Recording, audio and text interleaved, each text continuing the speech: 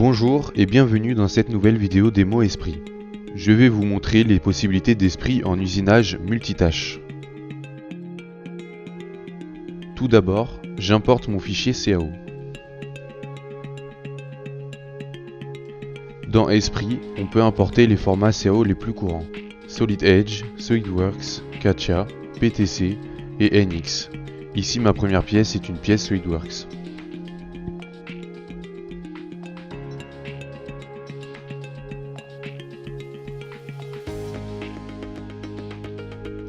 Une fois le fichier solide importé, je peux facilement aligner ma pièce en choisissant la face et indiquer à Esprit suivant quel axe je veux l'aligner. Ici, ce sera l'axe Z.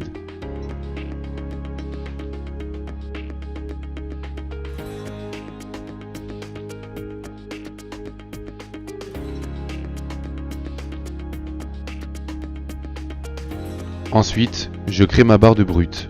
Je peux le faire dans mon paramétrage de pièce. J'ai différentes options pour ajouter un brut, comme un bloc, comme une barre, à partir d'un solide ou directement d'un fichier.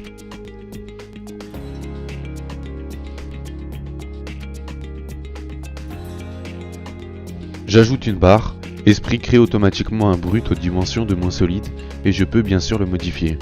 Je change le diamètre extérieur, ajoute des surépaisseurs pour une opération de surfaçage, ici 2 mm, et modifie la longueur de la pièce.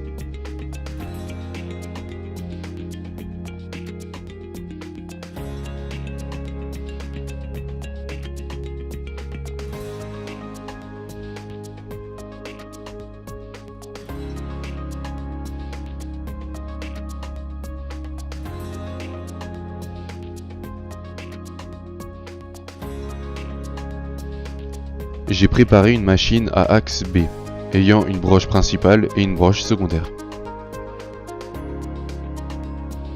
Étape suivante, ajouter notre pièce de travail dans la machine.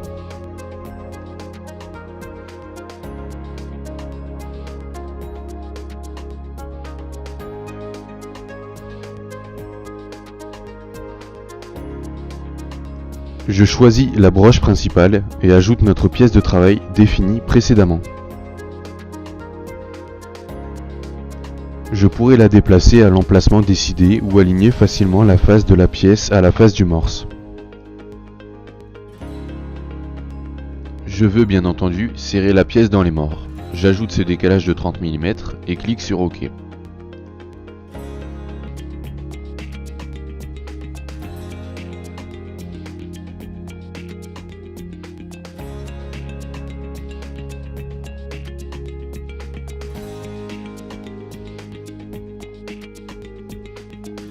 Je retourne sur la vue pièce et passe à l'étape suivante, la création de la séquence.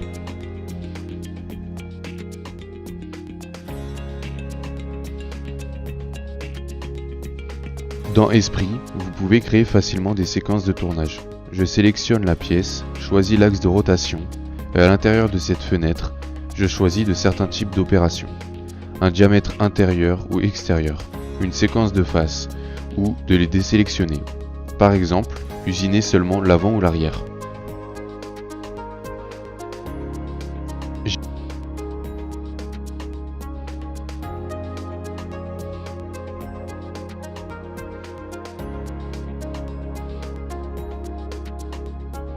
J'ai aussi un aperçu direct des séquences qui seront créées. Après avoir cliqué sur OK, Esprit crée ces séquences pour les futures opérations de dressage de face, de diamètre extérieur ou de la gorge.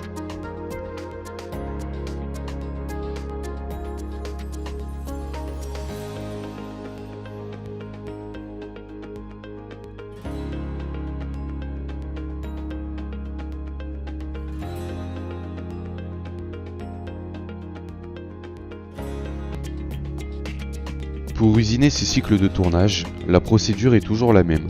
Je choisis la séquence à usiner et le cycle de tournage à utiliser.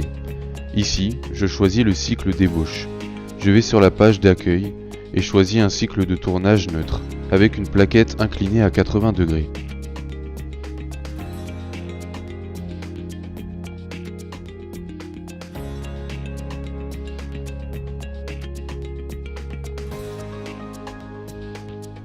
En choisissant cet outil, j'obtiens un aperçu de la plaquette dans la vue pièce.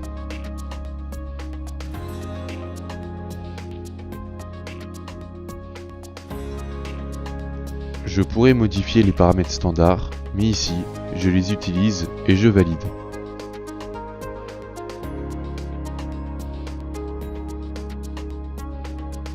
J'obtiens directement un aperçu de la trajectoire d'outil, et si je la sélectionne, je vois l'état du brut actuel.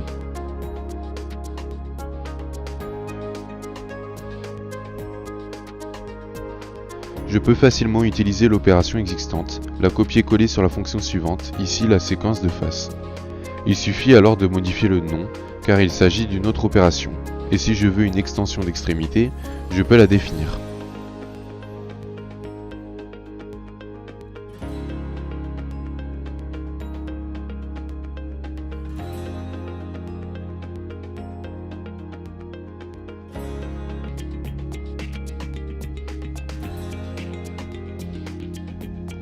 Pourquoi est-ce que je peux utiliser les opérations précédentes faites sur le diamètre extérieur? Car nos séquences de tournage disposent déjà de ce type d'informations dans leurs propriétés. Vous voyez ici le type d'usinage, de profil et la phase de coupe.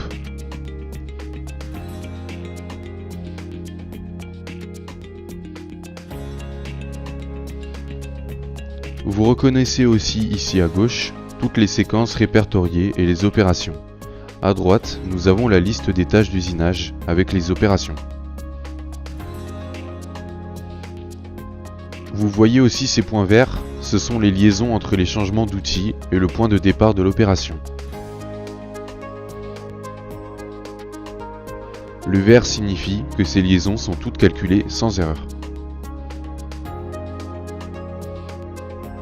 Lançons la simulation pour voir si nous avons tout programmé correctement.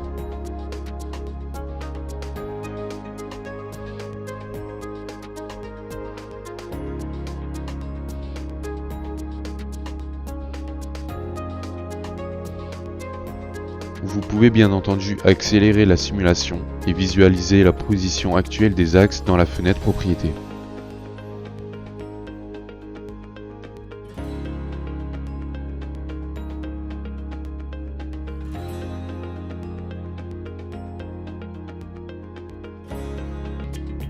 Pour créer l'opération de gorge, c'est comme précédemment. On sélectionne la séquence et le cycle de gorge.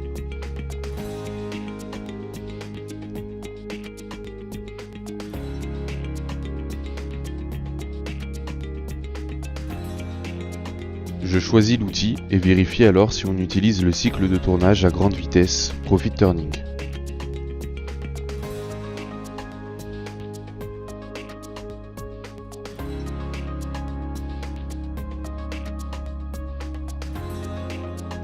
Voici un autre type de trajectoire d'outil. Grâce à ces mouvements fluides, on peut utiliser des vitesses de coupe et d'avance plus élevées.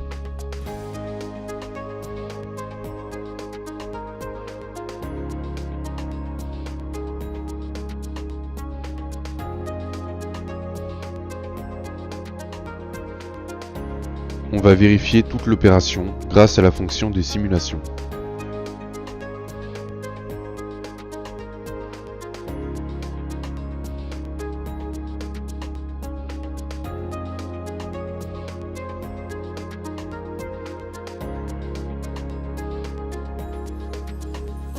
L'avantage d'utiliser des fichiers CAO natifs, par exemple SolidWorks, c'est de pouvoir importer aussi l'arborescence CAO.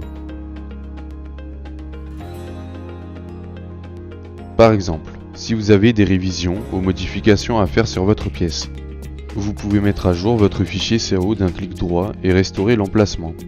Ici, j'ai configuration 2 où la gorge est modifiée et je peux mettre à jour le fichier CAO.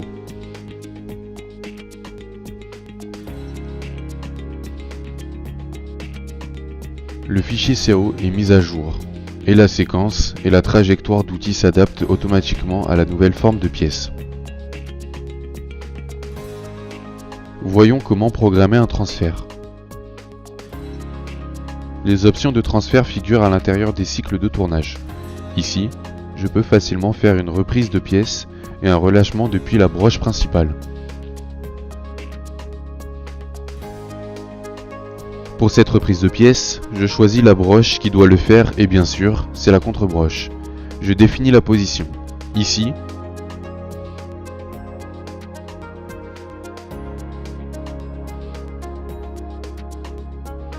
la face de la mâchoire de la contre-broche est à 0 et je veux 40 mm pour serrer la pièce.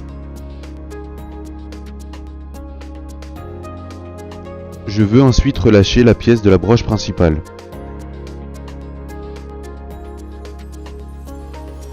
La broche sera par conséquent ouverte et la contre-broche se déplacera vers la droite.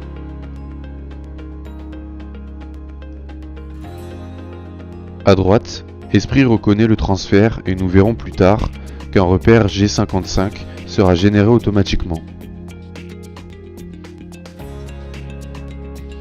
On peut aussi choisir ces deux opérations pour les simuler.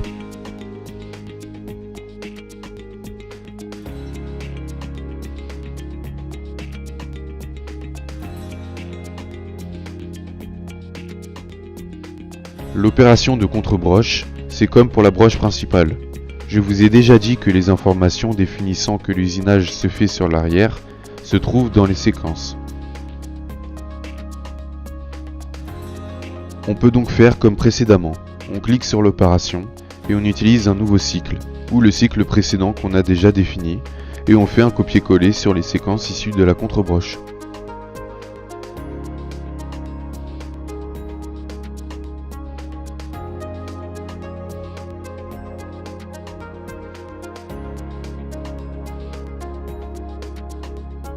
Gestion du brut reconnaît la longueur du brut et génère la trajectoire d'outil.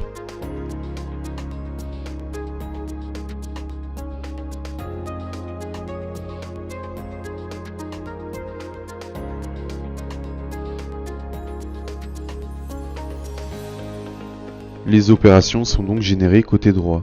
Les points verts que nous voyons indiquent que tout semble correct et pour valider cela, on peut lancer la simulation depuis le début.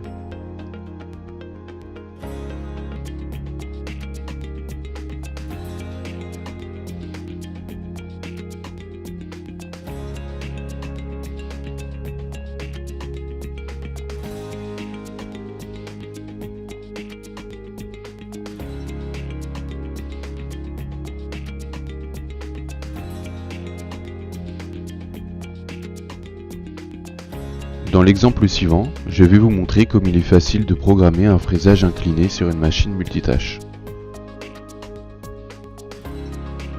Les opérations de tournage sont déjà programmées et je veux usiner uniquement cette zone. Je commence par cette surface. Il me suffit de choisir ceci et d'appliquer la reconnaissance automatique des formes. Je choisis la séquence comme pour l'opération de tournage et applique le cycle de fraisage souhaité.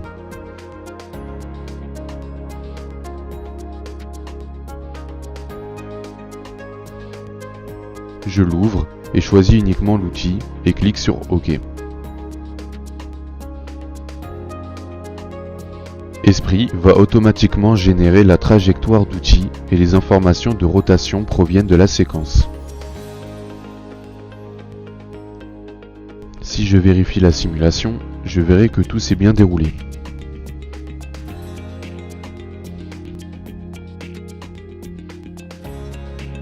Pour l'étape suivante, je veux usiner les perçages.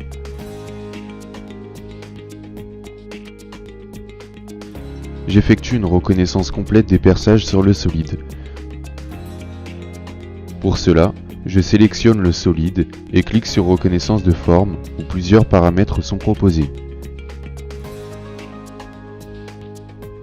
J'utilise les paramètres standards et je valide. J'obtiens alors des séquences pour les perçages, les trous, mais aussi les séquences pour la face arrière.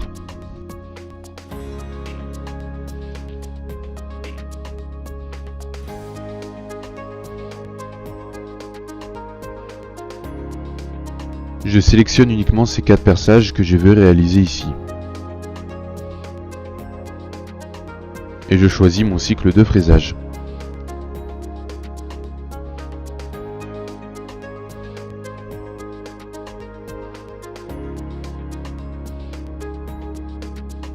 Je saisis le nom, sélectionne l'outil et valide.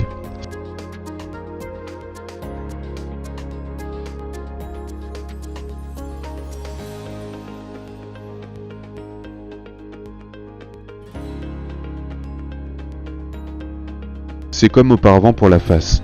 Esprit collecte les informations de rotation et d'inclinaison d'outils.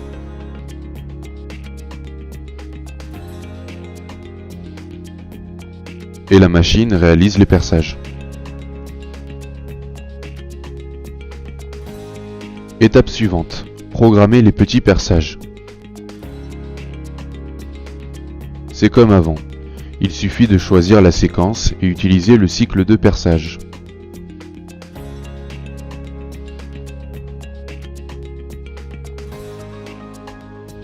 La profondeur provient directement de la séquence.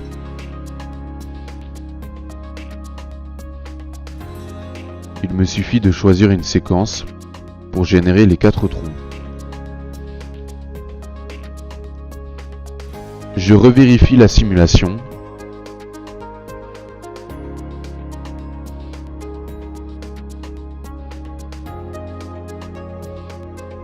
Et c'est tout pour mon opération inclinée. N'oubliez pas que toutes les informations de rotation de la séquence, des surfaces et des trous viennent directement de la séquence. Vous n'avez pas à vous préoccuper des angles d'orientation.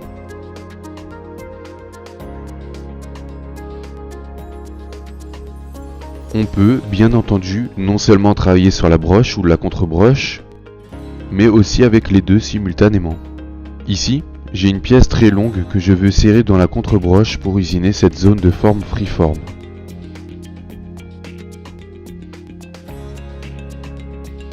Première étape, programmer une reprise par la contre-broche.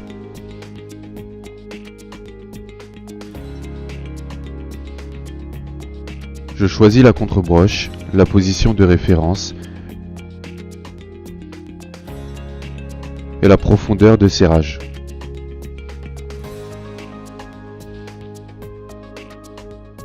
On vérifie la simulation. Et ça se présente bien jusqu'ici.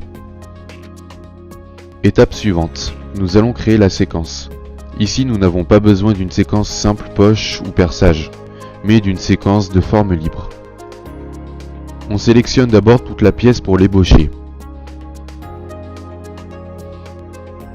Et pour cela, j'ouvre un processus sécurisé utilisé sur une pièce précédente.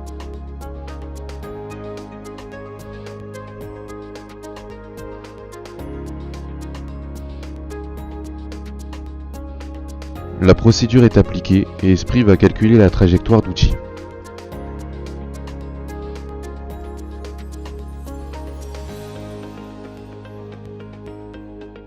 La trajectoire d'outil Profit Milling est calculée et on peut voir ses mouvements trochoïdaux avec des déplacements parallèles de contour.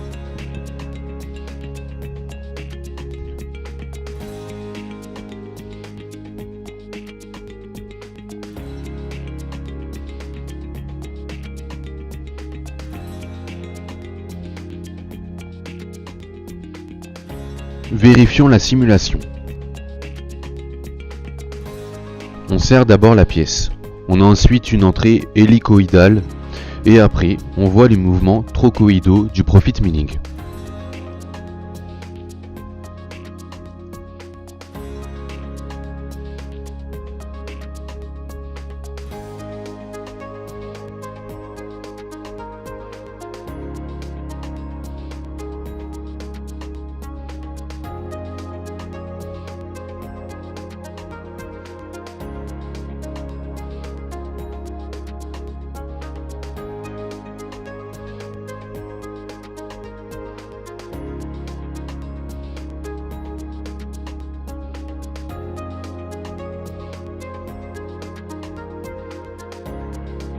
Je programme ensuite l'opération de finition. Cette trajectoire d'outil, à partir de l'opération d'ébauche, je peux facilement la masquer en décochant les cases. Pour les parois, j'ai besoin d'une séquence de formes libres différentes. Ici, je ne choisis que les parois.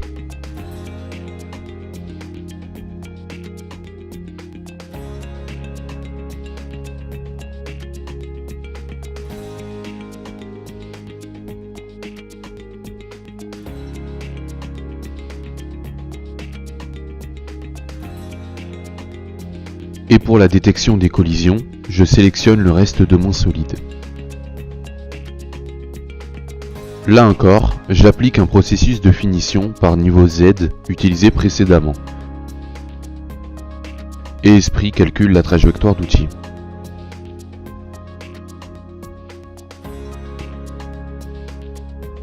Une fois la trajectoire créée, je vérifie la simulation.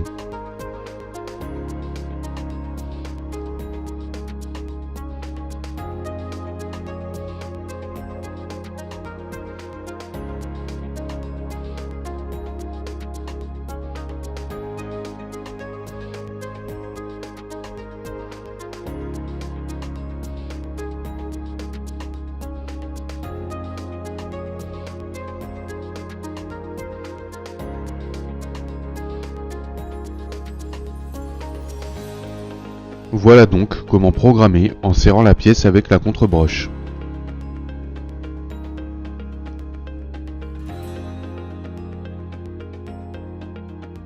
L'usinage multitâche ne fonctionne pas uniquement avec la broche et la contre-broche à une orientation angulaire différente de l'axe P. Il fonctionne aussi avec la lunette et la contrepointe. J'ai ici une très grosse pièce où j'ai vraiment besoin de la prise en charge de la lunette et de la contrepointe. Si j'usine cette pièce, comme je le montre ici dans la simulation, elle va sans aucun doute tomber en se décrochant de la broche. Alors comment programmer ces opérations? C'est très simple avec nos cycles de tournage. D'abord, lorsque je programme l'opération lunette, le masque est très facile à manipuler.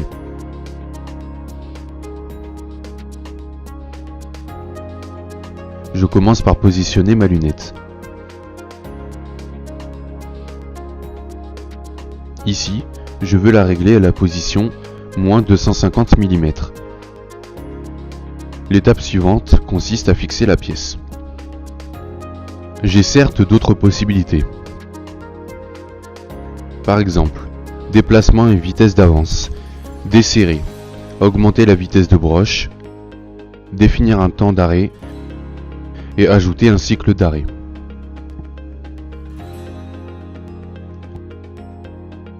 Lorsque je programme l'opération de lunette, c'est bien entendu à la fin de ma liste. Je la déplace jusqu'à la première position.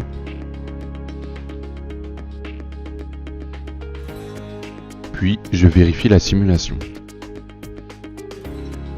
Elle avance et serre la pièce. Maintenant, je peux l'usiner.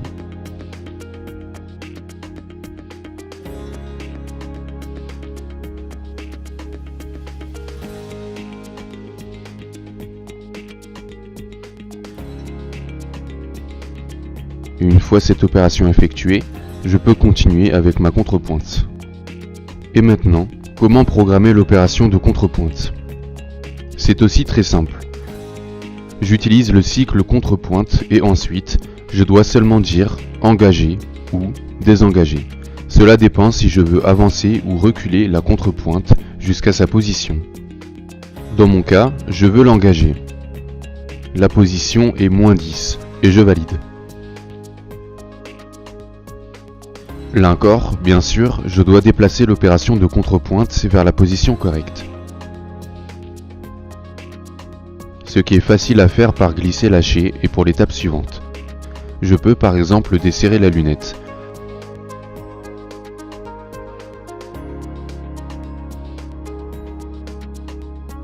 Annuler ce desserrage selon les paramètres précédents.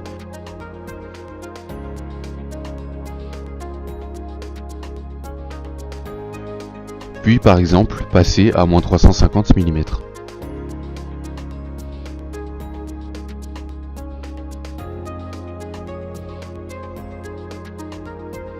Examinons maintenant la simulation et on voit que c'est faisable sur la machine.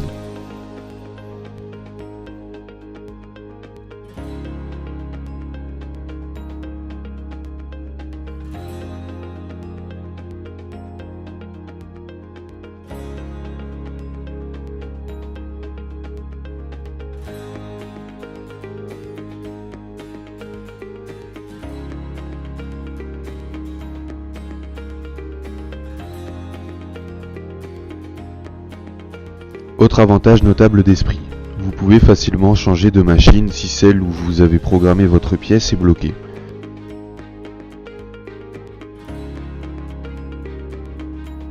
Dans cet exemple, j'ai une pièce simple de tournage fraisage et je ne peux alors pas utiliser cette machine. Alors que faire? Je vais changer facilement de machine. Utilisez par exemple une DMU80 EVO permettant le tournage. Changez de machine et appliquez. Esprit recalcule automatiquement les liens et vous obtenez un code ISO sans collision.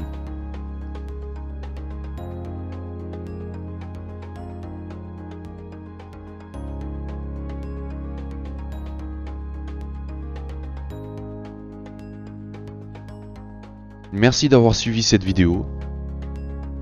Ne manquez pas notre prochaine session où nous vous montrerons les capacités d'Esprit en tournage, décolletage et usinage multifonction. Je vous remercie de votre attention.